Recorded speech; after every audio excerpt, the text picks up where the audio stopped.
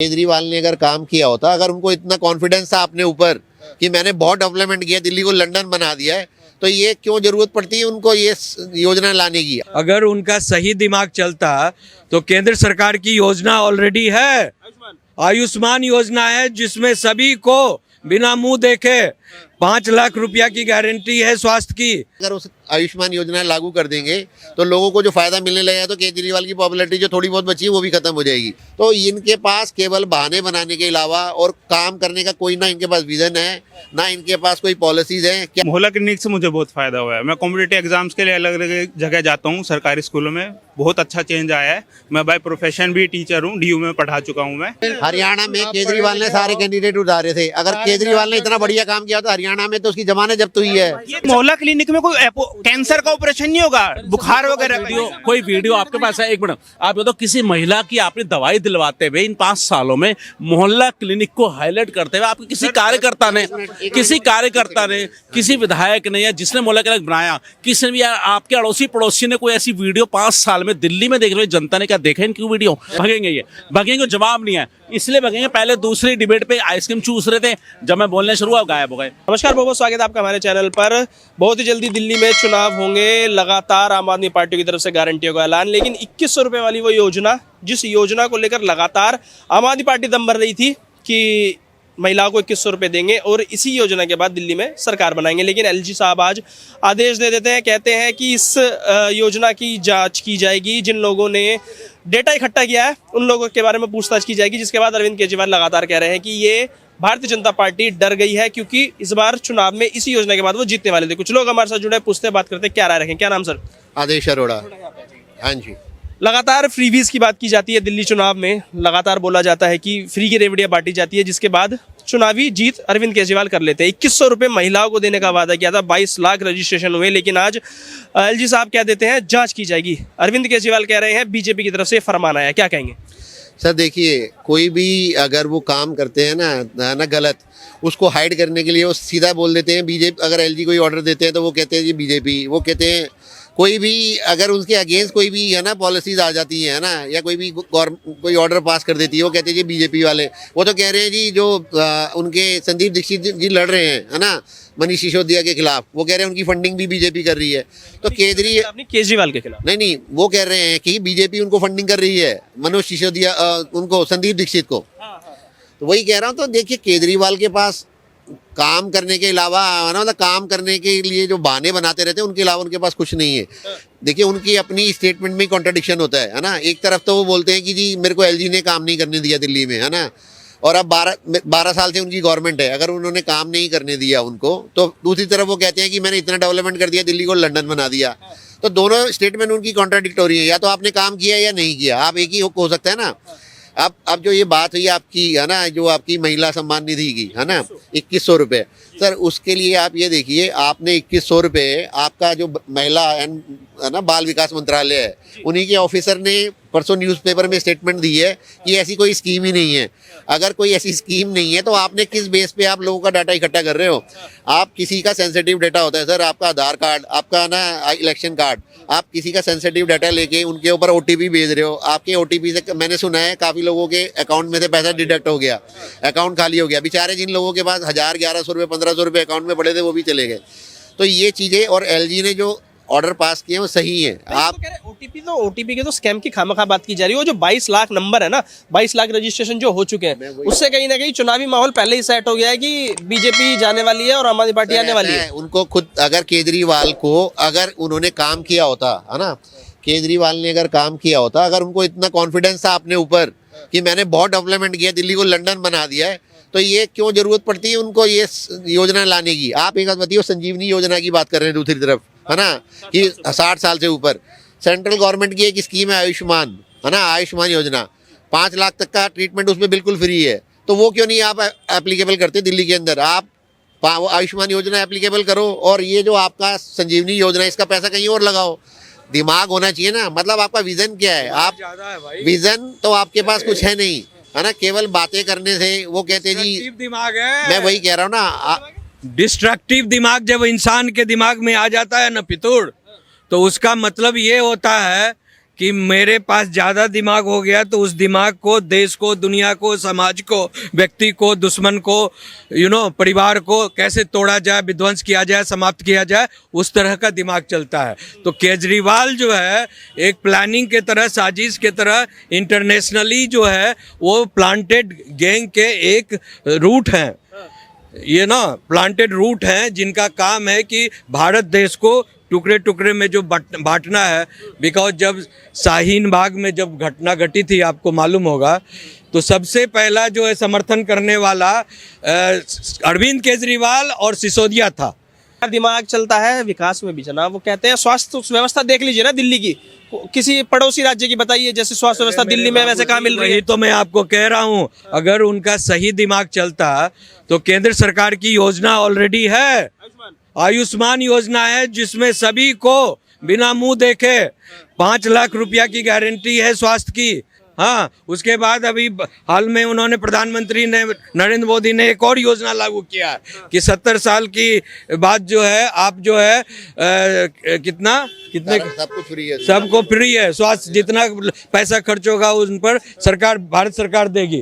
उसके बाद आप उसको लागू नहीं कर रहे हैं, इसका मतलब आपका क्रिमिनल बेंट ऑफ माइंड है। इसलिए 7 जो एमपी चुने गए दिल्ली से, वो 7 एमपी ने PIL फाइल किया हाई कोर्ट में, दिल्ली हाई कोर्ट में। और इनको जब नोटिस हुआ तो आतिशी जाकर वहां पर, जो मुख्यमंत्री वर्तमान में है, आतिशी ने वहां पर एफिडेविट फाइल किया कि नहीं, हमसे गलती हो गई, हमको लागू करना चाहिए था, लेकिन हम लागू नहीं, अब हम लागू कर दिए, करेंगे। जैसे इन्होंने कहा कि सिर्फ एक मिनट, आयुष्मान योजना के तर्ज पे ये संजीवनी योजना लाई जा रही है क्या, कि सिर्फ मोदी जी का क्रेडिट ना चला जाए, सिर्फ इसीलिए केजरीवाल संजीवनी योजना ला रहे हैं? देखिए सर, ये संजीवनी योजना वही कह रहा है ना, मोदी जी का वो अगर एप्लीकेबल करना होता है, उन्हें पता है कि अगर उस आयुष्मान योजना लागू कर देंगे तो लोगों को जो फायदा मिलने लगेगा, तो केजरीवाल की पॉपुलैरिटी जो थोड़ी बहुत बची है वो भी खत्म हो जाएगी।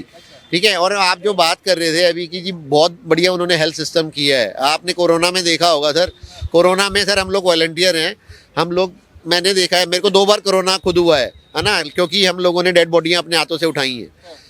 ये आपके LNJP है ना, LNJP हॉस्पिटल जो दिल्ली गवर्नमेंट के अंदर आता है सर, दिल्ली गवर्नमेंट का जो LNJP हॉस्पिटल, उसमें कोरोना में ये हाल था कि एक बेड के ऊपर 6 लाशें पड़ी हुई थी और उसी के ऊपर पेशेंट को आपने साइड में लिटाया हुआ था।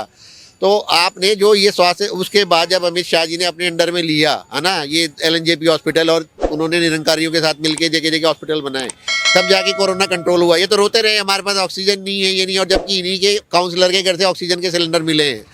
तो इनके पास केवल बहाने बनाने के अलावा और काम करने का कोई, ना इनके पास विजन है, ना इनके पास कोई पॉलिसीज है। क्या करना है आप उनसे पूछिए, क्या करना है, तो वो बोलेंगे जी LG काम नहीं करने देता, फलाना काम नहीं करता। ऐसा होता है ना सर, कोऑर्डिनेशन, सुनिए ना भाई साहब, एक मिनट रुकिए सर, कोऑर्डिनेशन नाम की चीज होती है, कोऑर्डिनेशन की नाम की एक चीज होती है सर। ऐसा होता है ना कि अपोजिशन की पार्टियां तो हमेशा होती हैं।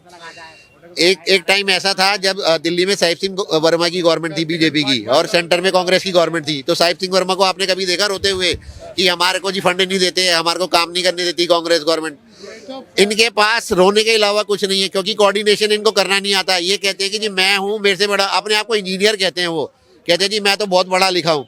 जो पढ़ा लिखा होगा ना सर, वो पढ़ा लिखा कभी बताएगा नहीं कि मैं इतना पढ़ा लिखा हूँ, उसकी बोलने के उससे पता लग जाएगा आपको। देखो मैं 2013 से हूँ, मैं हरियाणा से हूँ वैसे, ठीक है, 10-11 साल हो गए। मोहल्ला क्लिनिक से मुझे बहुत फ़ायदा हुआ है। मैं कॉम्पिटिटिव एग्जाम्स के लिए अलग अलग जगह जाता हूँ, सरकारी स्कूलों में बहुत अच्छा चेंज आया है। मैं बाय प्रोफेशन भी टीचर हूँ, DU में पढ़ा चुका हूँ मैं, ठीक है। एजुकेशन नहीं, 2013 से मैं दिल्ली क्लिनिक से आपने बोला आपको फायदा हुआ है क्या? बस बीमार हो जाओ, घर के पास है, चले जाओ।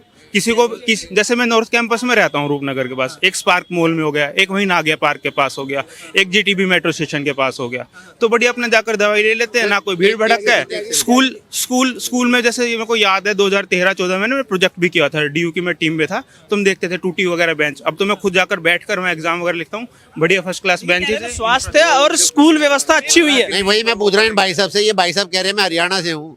हरियाणा में केजरीवाल ने कैंडिडेट, एक मिनट सच, एक मिनट, हरियाणा में केजरीवाल ने सारे कैंडिडेट उतारे थे। अगर केजरीवाल ने इतना बढ़िया काम किया तो हरियाणा में तो उसकी जमानत जब्त हुई है। ये तो देखो संगठन भी हो जाते हैं। मैं ऐसा नहीं हूँ कि प्रो बीजेपी प्रो आप, मैं सिंपल बता रहा हूँ, हरियाणा में इन चीजों पर डिबेट ही नहीं होती। स्कूल हेल्थ वगैरह हमें प्राइवेट में ही जाना पड़ता है। अब मैं यहाँ पर आ रहा हूँ तो मेरे को फायदा मिल रहा है, मैं बोलूंगा। ठीक है, अगर मान लो भाई किसी को और कोई इशू उस चीज पर बोलो। मोहल्ला क्लिनिक और स्कूल का मुझे क्लियर फायदा दिख रहा है तो हुआ है। मैं बोल रहा हूँ, मैं हरियाणा से हूँ, रेवाड़ी से। वहां पर मैं आपको गिनवाऊं कि भाई अभी जैसे स्वच्छ अभियान चला था, बीच में हमारा शहर साफ हुआ था, अब फिर वो ढाक के 3 पाते, और स्कूल और हेल्थ की तो कोई बात ही नहीं करता है। ज्यादातर लोग ये कहते हैं कि जो मोहल्ला क्लिनिक है वहां पर व्यवस्थाएं मिल नहीं रही है, वो कूड़े में रखे हुए हैं। 2-3 तो हमने भी देखे हैं। खैर, वो कह रहे हैं कि ये सिर्फ पैसा ब्लैक व्हाइट करने का तरीका था। देखो, इस चीज में ना अच्छी खासी रिसर्च वगैरह भी मिल जाएगी, ये बातें उड़ने को होती है। अब आप कह रहे हो ना फैसिलिटी नहीं मिल रही। स्पार्क मॉल में पहले 2 शिफ्ट में होते थे, डॉक्टर आते थे। अब वो 2 की, हाँ, जो नॉर्थ कैंपस में ड्यू के पास ही है, स्पार्क मॉल के पास, ठीक है। पहले क्या होता था, 2 शिफ्ट में फैसिलिटी मिलती थी, आप शाम को जाओ मिल जाएगा। अब वो चीज 1 बजे तक है, तो 9 से 1 बजे तक फायदा क्या होता है? बूढ़ी औरतें हैं, बीपी डायबिटीज की गोली लेनी है, अपने आसपास आई, थोड़ी देर बात करी, लेकर चले गए। भाई साहब एक चीज, मोहल्ला क्लिनिक में कोई कैंसर का ऑपरेशन नहीं होगा, बुखार वगैरह का। कोई वीडियो आपके पास है? एक मिनट, कोई वीडियो एविडेंस है आपके पास जिसमें मोहल्ला बूढ़ी औरतें आती हो लेने दवाई गोली? कोई वीडियो? ये तो सुनो, आप लोग बोलने दो सर, बोलने दो प्लीज, बोलने दो, क्योंकि आप लोग ना मीडिया पे बहुत ज्यादा फोकस करते हो। मीडिया पे गोदी मीडिया, ये बोलना सब आपको बड़ा आसान लगता है।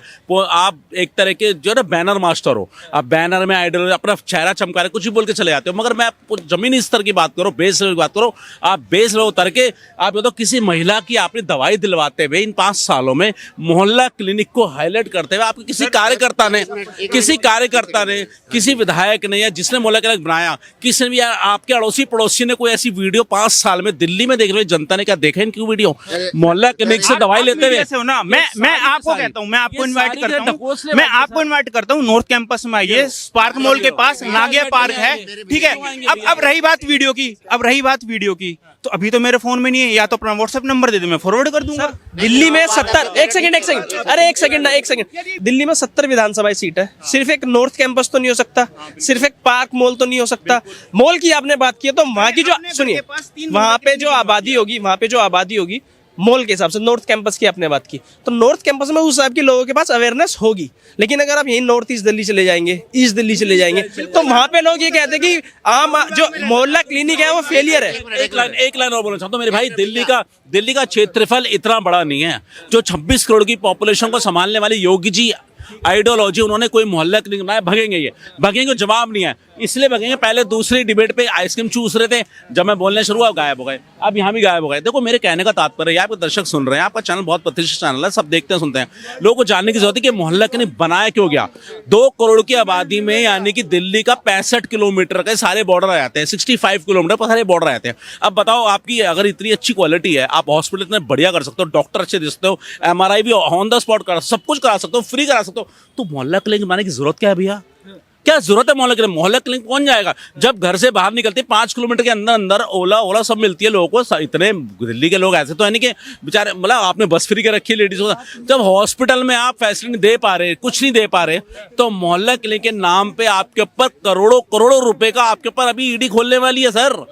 कितने मोहल्ला क्लिनिक आपने खोलने, तो कितने खोले, और आपने कौन सी दवाइयां दी, कितनी दवाइयां दी, कहां से आपने लैब्स कंपनियों से ऐसे ठेका खुलवाया, लैब्स कंपनियों को आपने वाइन शॉप खुलवाई। अब ये कौन सी दवाइयां, किस तरह की दवाइयां आपने खिलाई गई हैं? आपने तो कोरोना वैक्सीन के ऊपर कहा था बीजेपी की वैक्सीन नहीं है, हम नहीं लगाएंगे।